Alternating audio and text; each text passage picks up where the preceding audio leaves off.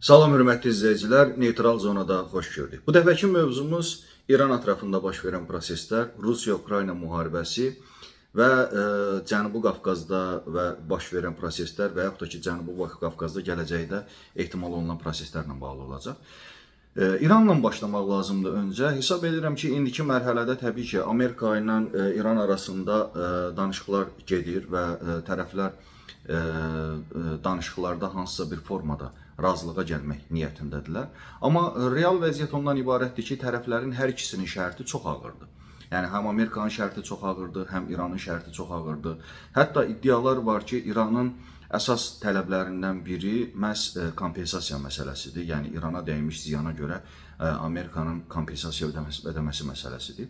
Biz paralel olaraq həm də nəyin şahidi oluruq? Danışıqlar prosesi gedə-gedə eyni zamanda həm də biz görürük ki, İran tərəfi və Amerika tərəfi bir-birlərinə müəyyən mənada zərbələr endirirlər. Və nəzərə almaq lazımdır ki, artıq atəşkəsdən sonra proses birbaşa Amerika ilə İranın üzərində qaldı. Yəni burada artıq sanki İsrail tərəfi konkret olaraq kənara çəkildi və İsrail ümumiyyətlə bu prosesdən uzaqlaşdı və əslində bu İsrailin həm də planlarından biri idi. Dolayısıyla Amerikanı faktiki olaraq İsrail İranla üz-üzə qoydu və indiki mərhələdə biz görürük ki, bütün istər danışıqlar olsun, istər sahədə baş verən proseslər olsun, bunlar hamısı məhz Amerika ilə İsrail arası, Amerika ilə üzrə istəyirəm, İran arasında gedir. Və tərəflər bir-birinə müəyyən mənada kəşfiyyat xarakterli zərbələr də endirirlər. Misal üçün, Amerika tərəfi də etiraf elədi və İran tərəfi də dəfələrlə bildirir ki, müəyyən mənada Amerika İranın ərazisindəki bazalara zərbələr endirir və İran da eyni zamanda istər Küveyt, istər Bəhreyn, Birləşmiş Ərəb Əmirliklərindəki hərbi bazalara zərbələr endirir. Və indi təbii ki, tərəflər qeyd edirlər, misal üçün, Amerika tərəfi və Körfəz ölkələri qeyd elədi ki, güya ki, İranın endirdiyi zərbələrin qarşısını alıblar. Amma oradan gələn video görüntülər və orada olan əslində mənbələr qeyd edirlər ki, əslində zərbələrin bir çoxusu uğurlanıb, yəni uğurlanıb. Bütün biz bunları görürük ki, tərəflər həm də müharibə ehtimalında göz önünə alırlar. Yəni bəzən insanlar soruşurlar ki, atəşkəs sizcə niyə görə bu yola əl atırlar. Burada çox sadə bir səbəb var. Burada sadə səbəb ondan ibarətdir ki, tərəflər bir-birini yoxlayırlar ki, görsünlər ki, yəni məlum 40 günlük müharibədən sonra hansı dəyişikliklər var, hansı addımlar atılır. Məsəl üçün Amerika dəfələrlə yoxlamağa çalışdı ki, və hətta Amerika mətbuatında, yəni kəşfiyyat orqanlarına istinadən məlumatlar da yayıldı ki, İran tərəfi hava hücumundan müdafiə sahəsini gücləndirməyə başlayıb və gücləndirir. İstər Rusiyadan, istər də Çindən texnikalar və yaxud da ki, yeni vasitələr alıblar.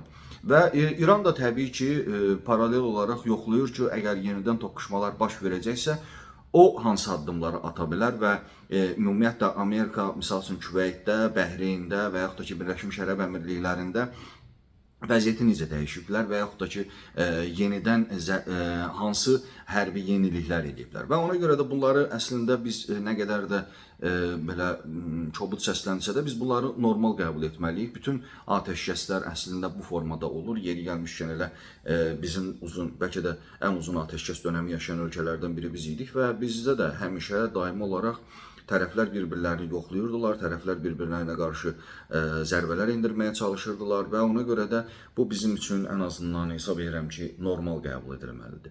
Və düşünürəm ki, Amerika tərəfi də və elə İran tərəfi də razılaşmaqdan yanadır və istəyirlər ki, razılaşsınlar və prosesi ən azından indiki bu formada dayandırsınlar. Amma İsrail dayanmır burada və İsrail Livana zərbələr endirir. Düzdür, Amerika dəfələrlə tərəflər arasında atəşkəsi elan edirlər və məsələn orada dəfələrlə Amerika tərəfi ümumiyyətlə çalışır ki, Hizbullahı ümumiyyətlə prosesdən çəksinlər kənara. Orada məhz Livan məsələsi, Livanla İsrail arasında hansısa bir razılıq əldə olunsun və ümumiyyətlə Hizbullahı tamamilə sıradan çıxarsınlar. Amma məlum məsələdir ki, Hizbullahın oradan çıxması indiki mərhələdə real görsənmir. Çünki Hizbullah həqiqətən də çox güclüdür və Hizbullah yəni Hizbullah həm də deyərdim ki, elə orada proksi qüvvədən daha çox elə İranın özü kimi orada, yəni İranın özü kimi var orada və İranın da əslində bu günə qədər İran dəfələrlə yəni sanki Hizbullahı bir kənara atmış kimi davranırdı. Amma indi görünür ki, İran bəyanatlar verməyə başladı və bu bəyanatlar onu göstərir ki, İran əgər Hizbullahı kənarlaşdırsa, onun üçün çox ciddi problem yaranacaq və İsrailin birbaşa istiqaməti və yaxud da ki, birbaşa diqqəti məhz İran üzərində olacaq. Ona görə də hesab edirəm ki, o istiqamətdə İranın da aktivliyi müşahidə olunacaq və yeri gəlmişkən elə İsrailin də aktivliyi müşahidə olunacaq. Amma bu məsələ qeyd etmək lazımdır ki, həqiqətən də İran məsələsində məhz İsrail Amerikanı konkret olaraq İranla üz-üzə qoydu və yaxın şərqdə ümumiyyətlə üz-üzə qoydu və Amerikanın bəlkə də arzulamadığı bir şeydi, amma bu real bir vəziyyətə gəldi çıxdı. Rusiya-Ukrayna müharibəsinə gəldikdə isə Rusiya-Ukrayna müharibəsində biz son dönəmlər Rusiyanın aktivliyinin şahid olmağa başlamışıq. Rusiya təbii ki, raketlər vasitəsilə Ukrayna ərazisinə demək olar ki, bütün şəhərlərinə zərbələr indirir. Amma burada bir yenilik də var. Yenilik ondan ibarətdir ki, Kramatorsk istiqamətində və bir neçə istiqamətdə Rusiya ordusunun aktivliyinin müşahidə olunmağa başlayıb. Yəni bunu Ukrayna tərəfi də qeyd eləyir və yəni söhbət piyada qoşunlardan gedir. Dronlardan, raketlərdən yox, məhz piyada qoşunlardan gedir. Məhz o istiqamətdə, bir neçə istiqamətdə Rusiya ordusunun artıq aktivliyi müşahidə olunur və Rusiya düşünürəm ki, prosesi yekunlaşdırmaq üçün, ümumiyyətlə bu Ukrayna müharibəsini bitirmək üçün Ukraynada maksimum çalışacaq ki, ərazilər tutsun və buna getsin. Təbii ki, Ukrayna tərəfi müdafiə olunur və müdafiə olunmağa da davam eləyəcək düşünürəm. Və dronlar vasitəsilə Rusiya ərazisinə zərbələr indirir və effektiv zərbələr indirir. Ancaq real vəziyyət sahədə, yəni tərəflərin hansısa birinin xüsusi bir üstünlüyü yoxdur və müharibənin açığı indiki mərhələdə qırılma nöqtəsi yoxdur. Yəni əgər nə və yaxud istər Rusiya tərəfdən, istər Ukrayna tərəfdən və düşünürəm ki, əgər qırılma nöqtəsi baş verərsə, bu daha ağır nəticələr verəcək Ukrayna tərəfi üçün. Rusiya tərəfi üçünsə də, Rusiya da hesab edirəm ki, indiki mərhələdə maksimum diqqətini Ukrayna cəbhəsinə yönəldirir, amma Rusiyanın paralel olaraq da məşğul olduğu istiqamətlər var. Avropa istiqaməti var, bundan əlavə Baltikani istiqamət var ki, Rusiya bu istiqamətə də daha çox diqqət ayırır. Və elə Cənubi Qafqaza elə birbaşa ilə buradan keçmək istəyirəm. Rusiyanın əsas diqqət ayırdığı istiqamətlərdən biri məhz elə Ermənistan məsələsidir, Cənubi Qafqaz məsələsidir. Və artıq bir neçə gün sonra Ermənistanda seçkilər keçiləcək. Rusiya təbii ki, Paşinyanın seçilməsini istəmir, amma çox maraqlıdır ki, Paşinyan qeyd eləyir ki, seçilsə birinci səfərini Rusiya eləyəcək. Bu da çox bir qəribə yanaşmadır. Hər halda Paşinyanın siyasətinə biz baxdıqda, Paşinyan maksimum hər kəslə işləməyə çalışır. İranla işləməyə çalışır, Azərbaycanla işləməyə çalışır, Türkiyə ilə, Çinlə və Rusiyanın özü ilə. Misal üçün, bəzi misallar da çəkə bilərəm. Məsələn, Çinlə Azərbaycan da işləyir. Azərbaycan HQ-9B'lər aldı, hava hücumundan müdafiə sistemi. Məlum oldu ki, Çin də Ermənistan da işləyir və Ermənistan da onlardan dronlar aldılar. İranla paralel olaraq İran ilk dəfə idi ki, İranın Ermənistana silah satması ilə bağlı məlumatlar ortaya çıxdı. Bundan əlavə Hindistan məsələsi var. Avropa İttifaqı ilə,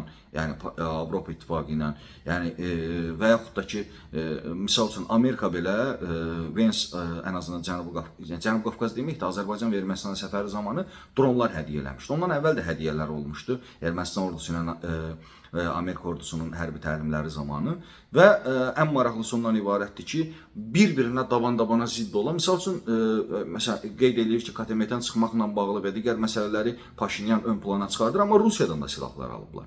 Və bu silahlardan, tostlardan gedir söhbət, tost alıblar və bundan əlavə mən görüntüləri Rusiya mətbuatı yaydı, daha sonra o görüntülər artıq üzə çıxmadı. Panserlərlə bağlı da informasiya var idi ki, Ermənistan yeni ən azından modifikasiya olunmuş və modelləşdirilmiş panserlərlə bağlı informasiya var idi. Yəni, biz Amerika ilə əməkdaşlıq edən Paşinyanın paralel olaraq İranla da əməkdaşlıq elədiyini görürük. Biz faktiki olaraq görürük ki, İranla Amerika ən azından müharibə içərisindədir. Və yaxud da ki, Rusiyadan aldığını görürük. Rəqib kimi Çindən aldığını görürük. Yəni ona görə də məsəl üçün təəccüblü gəlməməlidir. Mən ümumiyyətlə dəfələrlə qeyd eləmişəm ki, Paşinyan situativ qərar verən bir siyasətçidir və o situasiyada əgər bilsə ki, onun üçün xeyirlidir və Ermənistan üçün xeyirlidirsə, o gedib Rusiya ilə də münasibət quracaq, Putinlə də münasibət quracaq, Trumpla da, yəni İranla da və Türkiyə ilə də. Və ona görə də düşünürəm ki, indiki mərhələdə düzdür, Paşinyan nə qədər də bu cür davransa da, amma Rusiya bu loru dildə desək, bu oynaqlığı qəbul eləmir artıq. Hiss olunur ki, Paşinyan, yəni Rusiya Paşinyanın bu cür oynaq davranışlarını, bu cür ümumiyyətlə tez-tez mövqe dəyişməyini və ümumiyyətlə konkret olaraq nə qədər Rusiya ilə dil tapmağa çalışsa da birbaşa Avropa ilə, xüsusilə Fransa ilə, yəni üst səviyyədə münasibətlər qurması Rusiyanı çox ciddi şəkildə narahat edir. Çünki Rusiya da fərqindədir ki, Ermənistanı itirmək üzrədir və Ermənistan tamamilə itirilərsə əgər, Rusiyanın demək olar ki, Cənubi Qafqazda heç bir dağı qalmayıb. Misal üçün, bəzən bizdə deyirlər 102-ci hərbi baza. 102-ci hərbi baza strateji baxımdan Rusiya üçün çox əhəmiyyətlidir. Nə mənada? Yəni, bir Cənubi Qafqazda Rusiyanın bir hərbi bazası var deməkdir. Bu, istər İran baxımından olsun, Hind okeanı istiqaməti olsun, fərqi yoxdur. Rusiyanın bir bazası kimi. Strateji baxımdan əhəmiyyətlidir. Amma taktiki baxımdan o bazanın mən düşünmürəm ki, o gücü var ki, Ermənistanda hakimiyyət dəyişsin. Çünki bazanın təxminən 70% şəxsiyyətinin 70% civarında, yəni komplektləşib. Texnikalar da təxminən 60-70, bəzən iddialar var ki, son dönəmlər yeni texnikalar gətiriblər. Maksimum olsun 80%. Yəni oradakı hərbi baza 100%lik səviyyədə deyil. Hətta düşünürəm ki, 100%lik olsa belə, o Ermənistan daxilində əgər daxildən də dəstək olmasa, Ermənistanda hansısa bir addım atacaq səviyyədə deyil. Ona görə də düşünürəm ki, Rusiya maksimum çalışacaq ki, Ermənistanla bağlı məsələni öz xeyrinə həll eləsin və açığı indiki mərhələdə proseslər onu göstərir ki, Paşinyanın apardığı siyasət, ümumiyyətlə bölgədəki vəziyyət heç də ürək açan deyil və mən deyərdim ki, Cənubi Qafqaz bəlkə də tarixində ən çətin dönəmlərindən birinə girir və yaxud da ki, girmək üzrədir. Və təbii ki, insanları qorxutmaq və yaxud da ki, çəkindirmək kimi bir niyyətim, fikrim yoxdur. Sadəcə olaraq biz dünyada baş verən proseslərə baxmalıyıq. Yəni, bəzən Azərbaycanda qeyd edirlər ki, məsəl üçün, sabahları sülh müqaviləsi bağlanacaq, başqa gün sülh müqaviləsi bağlanacaq. Dünyada bu qədər müharibə olan vəziyyətdə hardasa kiminsə sülh müqaviləsi bağlayıb və yaxud da ki, prosesi tamamilə yekunlaşdırmasına heç kim icazə verməyəcək. Sülh o zaman ola bilər ki, bütün bu qlobal aləmdə baş verən proseslər hamısı sabitləşəcək, ondan sonra sabitliyə əmələ gələcək. Hesab edirəm ki, ona görə də düşünürəm ki, hələ biz qlobal aləmdə baş verən prosesləri ciddi şəkildə izləməliyik. Təbii ki, bunun regiona müsbət və yaxud da ki, müəyyən mənada da mənfi tərəfləri olacaq və burada maksimum dərəcədə çeviklik nümayiş etdirməkdə fayda var. İzlədiyiniz üçün təşəkkür edirəm. Sağ olun, var olun.